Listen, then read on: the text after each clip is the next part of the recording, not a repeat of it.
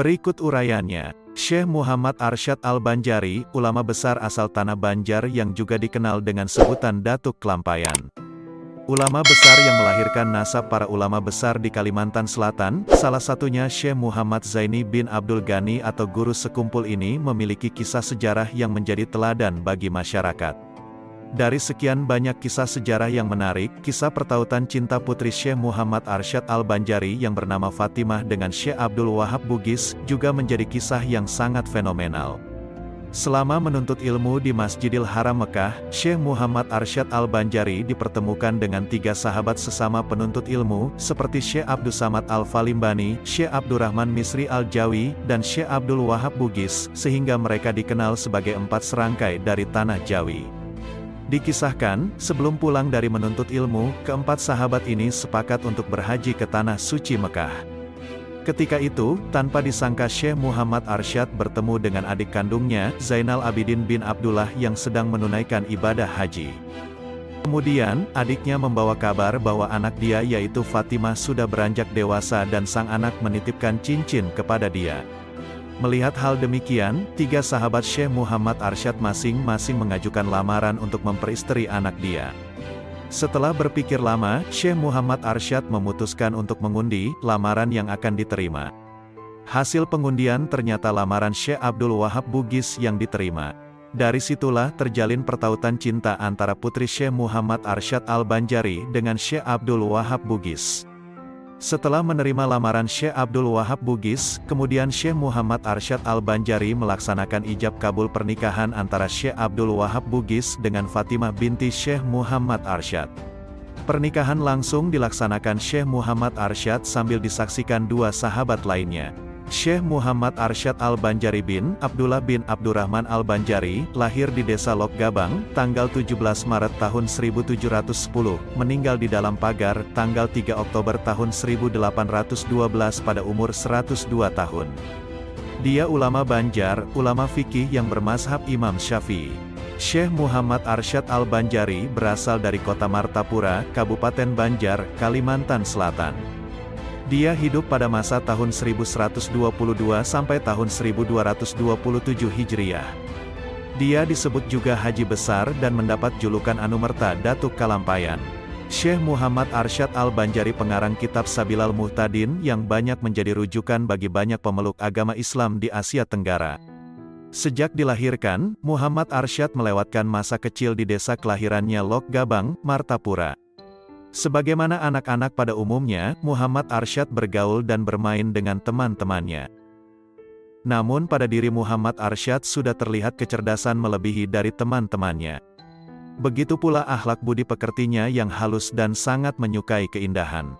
Di antara kepandaiannya adalah seni melukis dan seni tulis.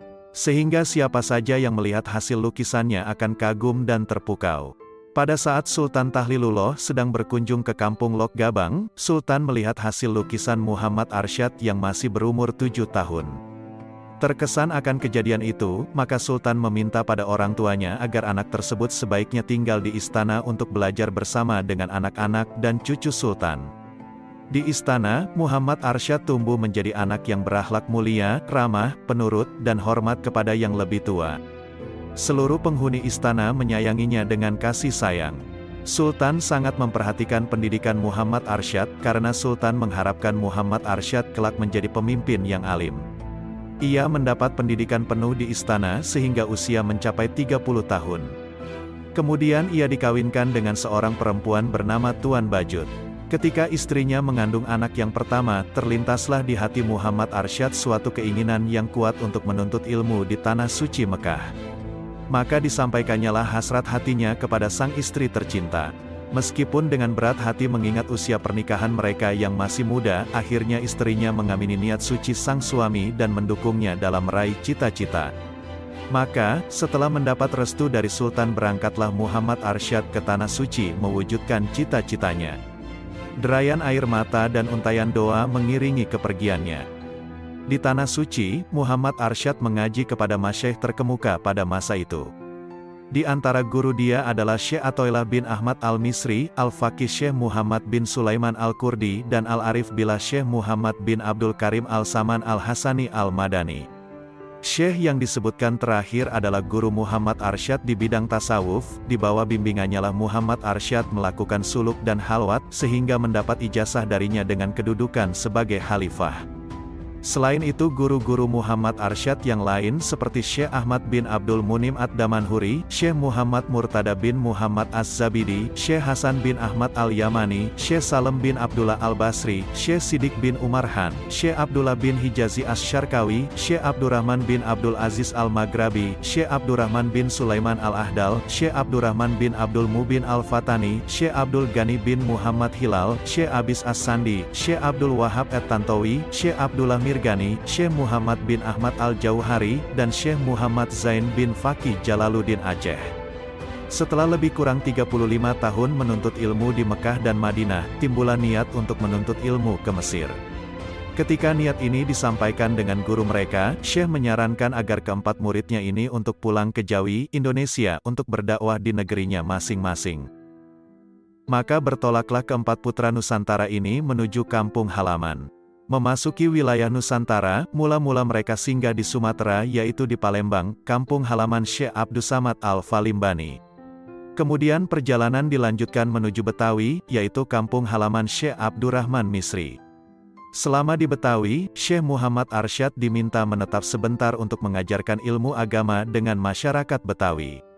Salah satu peristiwa penting selama di Betawi adalah ketika Syekh Muhammad Arsyad membetulkan arah kiblat Masjid Jembatan 5, Masjid Luar Batang, dan Masjid Pekojan. Untuk mengenang peristiwa tersebut, masyarakat sekitar Masjid Jembatan 5 menuliskan di atas batu dalam aksara Arab Melayu, tulisan Jawi, yang bertuliskan bahwa kiblat masjid ini telah diputar ke kanan sekitar 25 derajat oleh Muhammad Arsyad Al-Banjari pada tanggal 4 Safar 1186 Hijriah. Setelah dirasa cukup, maka Syekh Muhammad Arsyad dan Syekh Abdul Wahab Bugis berlayar menuju kampung halaman ke Martapura, Banjar. Tiba di kampung halaman pada bulan Ramadan 1186 Hijriah bertepatan 1772 Masehi, sampailah Muhammad Arsyad di kampung halamannya, Martapura, pusat Kesultanan Banjar pada masa itu. Akan tetapi, Sultan Tahlilullah, seorang yang telah banyak membantunya telah wafat dan digantikan kemudian oleh Sultan Tahmidullah II bin Sultan Tamjidullah I, yaitu cucu Sultan Tahlilullah. Sultan Tahmidullah yang pada ketika itu memerintah Kesultanan Banjar, sangat menaruh perhatian terhadap perkembangan serta kemajuan agama Islam di kerajaannya. Sultan Tahmidullah II menyambut kedatangan dia dengan upacara adat kebesaran. Segenap rakyat pun mengeluk-elukannya sebagai seorang ulama, matahari agama, yang cahayanya diharapkan menyinari seluruh Kesultanan Banjar. Aktivitas dia sepulangnya dari Tanah Suci dicurahkan untuk menyebarluaskan ilmu pengetahuan yang diperolehnya, baik kepada keluarga, kerabat ataupun masyarakat pada umumnya. Bahkan, Sultan pun termasuk salah seorang muridnya sehingga jadilah dia raja yang alim lagi wara. Berikut akan diuraikan beberapa karomah Syekh Muhammad Arsyad Al-Banjari. Dalam sebuah riwayat disebutkan, Syekh Muhammad Arsyad Al-Banjari bertemu dengan Datuk Sanggul di Mekah, yang pada saat itu bisa pulang pergi ke Kalimantan di hari yang sama. Karomah melakukan perjalanan panjang dengan waktu singkat itu, ternyata tidak hanya dimiliki Datuk Sanggul saja, Datuk Kelampayan pun juga pernah melakukan hal yang sama. Syekh Muhammad Arsyad Al-Banjari atau Datuk Kelampayan lebih dikenal sebagai seorang ahli fikih karena karyanya yang populer adalah kitab Sabilal Muhtadin yang membahas masalah fikih. Kendati demikian, beliau juga menulis kitab tentang tasawuf, dan dianugerahi karomah layaknya ahli tasawuf. Diceritakan Datuk Kelampayan ingin cepat-cepat ke Kelampayan, sementara jarak dari desa dalam pagar kediaman Syekh Muhammad Arsyad dengan desa Kelampayan berkilo-kilometer jauhnya. Maka, Datuk Kelampayan pun mengeluarkan karomahnya, yakni melakukan perjalanan jauh dengan waktu singkat. Dari Munggu, gundukan tanah itu, Datuk menghilang dan langsung tiba di Kelampayan. Salah satu cerita mengenai karomah Syekh Muhammad Arsyad Al-Banjari yang dikenal dengan nama Tuan Tasalamaka atau Datuk Kelampayan ini terjadi saat dia berangkat ke Batavia untuk membetulkan arah kiblat. Arsyad membetulkan arah kiblat di Masjid Jembatan 5, Masjid Luar Batang dan Pekojan. Hal ini menimbulkan kontroversi di kalangan pemuka masyarakat dan pemimpin muslim saat itu. Karenanya Gubernur Jenderal Belanda kala itu memanggil Arsyad, sekaligus untuk mempermalukannya di depan umum dengan salah satu pertanyaannya, apakah isi kelapa yang sedang dipegang sang gubernur. Syekh Arsyad menjawab isi kelapa itu air dan di dalam air itu ada ikan, lalu hadirin tertawa mendengar jawaban yang tidak masuk akal itu. Akan tetapi, setelah kelapa itu dibelah, memancarlah air dan keluarlah ikan yang masih hidup dari dalamnya. Hadirin yang tertawa sebelumnya berubah menjadi takjub dan kagum melihat karomah yang dimiliki Syekh Arsyad.